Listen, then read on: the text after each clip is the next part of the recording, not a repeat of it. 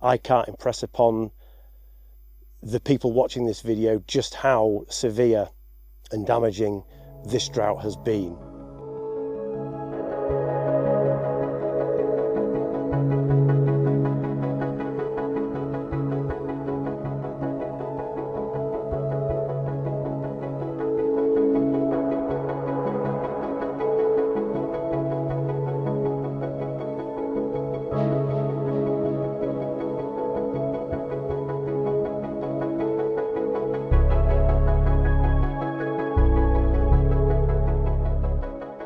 So where do we start? Well, this is 3 droughts in 5 years now, and it's putting a massive strain on many things, at least, not least of all water. And talking to other growers throughout the association, we've all got the same issues right now, and it's really important we highlight these to the wider audience and to the public, that it's incredibly challenging at the moment. We're seeing reservoir levels dropping to critical levels, we're seeing water restrictions coming in, and it's inevitable that licences are likely to be cut, water volumes restricted going forward, in the light that this could be the new climate that we face, unfortunately. So yeah, those are some of the challenges, and the other issue is having to prioritise the water. So whereby we would be able to water the farm, be able to go field to field, all within our licences and get things going nicely. We're getting no support from up there. We had our first significant rainfall last night in probably 10 weeks, 0.2 millimetres. Now, when I talk to greenkeepers, they say they're reporting evapotranspiration rates upwards of 100 millimetres a week. Then that's really not doing any good at all. This isn't a short-term problem, this is a long-term problem. It's going to take quite some time to remedy itself. So in terms of fields, you've probably got the good, the bad and the ugly. So you've got good fields out there which are harvesting at the moment, they're getting prioritised with the water. We've got the not so good fields, we won't call them bad, not to be too negative about it, but these are fields that are going to require probably further inputs, some overseeding perhaps, all additional cost, and also going to take a lot longer to produce. So they may add another 3 to 4 months production time, and with that there's obviously costing built into that. Then we've got the ugly, where growers are probably looking at fields and saying this is not worth the input anymore, it's being ploughed in and the grower has to take the loss.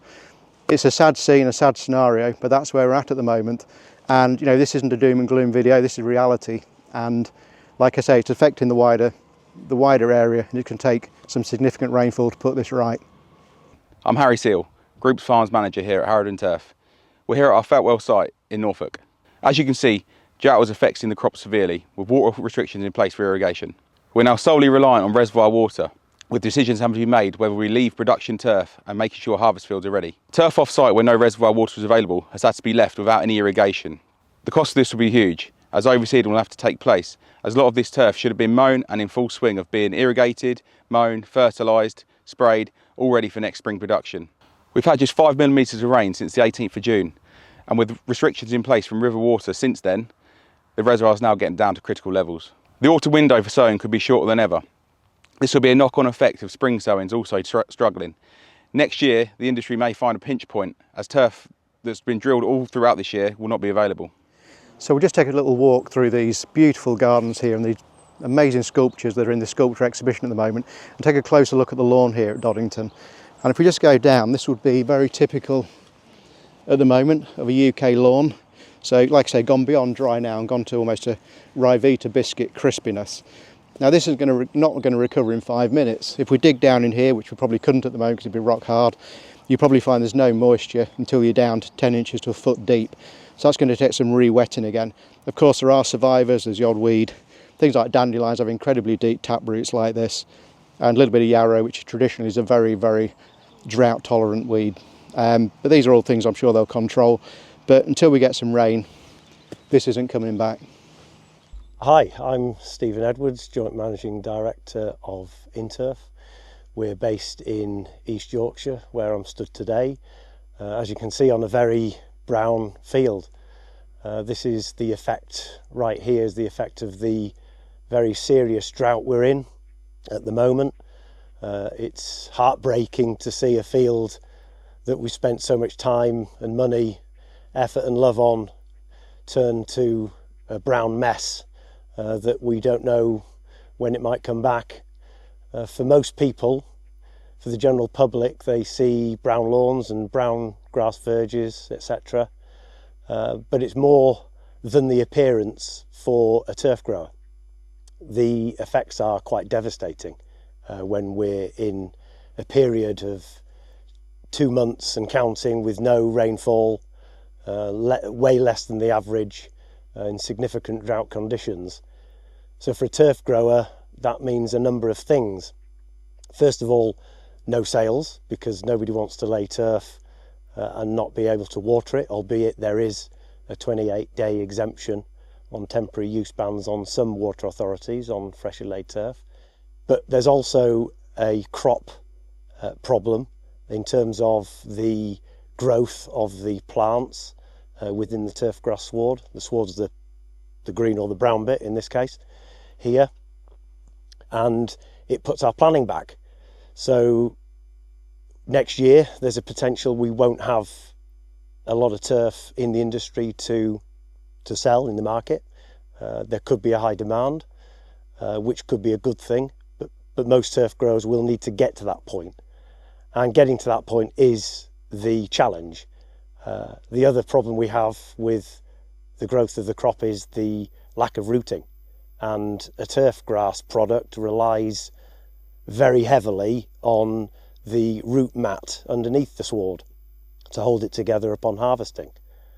So all turf growers, predominantly in England and Wales, but parts of the borders in Scotland, have had very challenging dry times, and it will cost now quite a lot of money, huge amounts of money, to get this turf back to somewhere saleable and presentable for the customer. And that will mean a great deal of cost going into repairing the damage that you can see here, which might mean overseeding in best cases, but in worst cases it will mean a complete redrill. And with the increase in input costs over the last 12 months since last July, that's going to be very expensive. So it's an existential threat to the whole of the turf grass industry. I'm not sure whether some of our friends and colleagues across the country will even be growing turf this time next year, because sadly some of those businesses might not survive. And I can't impress upon the people watching this video just how severe and damaging this drought has been. So we've headed a few miles down the road to a local sports facility from the beautiful grounds of Doddington Hall, and this is an area that's a very public space. They play cricket here in the summer, and if you look to my right, you can see there the wicket looks like it's had a recent renovation. It's lovely lush green grass, and it will be getting the water, the fertiliser, all the things it needs. However, on the outfield we can't do that. So just like the grounds of Doddington Hall and every other lawn in the UK right now, it's suffering from the lack of water.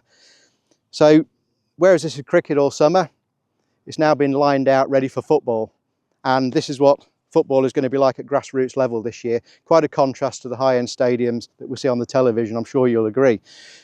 But what can we do until the rain comes? There's really nothing we can do about this. All we can do is just hope that it comes soon. Not in a big flood, but in nice gentle, few millimetre at a time, just to soak the profile through gently and get everything re-wetted so this grass can recover and make a softer landing for the players. So in summary, I think in turf production, we have future water challenges, not just current ones. I believe there'll be challenges in the future, but also this year we've seen things like the cost of diesel almost double. We've seen fertiliser costs go up. There's lots of additional inputs on irrigation, extra irrigation time, wear and tear on irrigation equipment. All these things all contribute to the bottom line, and it's inevitable at some point that the cost of turf is going to have to go up. Now, if this has to happen, it's important that it does, to ensure that this business and this whole industry remains sustainable. Now, sustainability is the buzzword there. Without natural grass, we've got a real problem. If the whole world goes artificial, we've got an even bigger one. So it's important that we continue to use natural turf. It has many, many benefits, most of all environmental. So things like oxygen creation, things like carbon sequestration, also erosion control, noise absorption, all these things. So it's very, very important going forward that this planet remains with natural turf, and fingers crossed we get a recovery soon. So I hope you've really enjoyed this video, and I hope it's really highlighted some of the problems we're facing at the moment, not just in turf production, but in the wider turf areas. So like I say, everything from amenity areas through to sports grounds, all these places at the moment are all crying out for rain. But for me, what am I going to do now? I'm going to go do my daily rain dance. I'm going to go back to the office and I'm going to get on with my day. So thank you for watching, and let's hope it happens soon.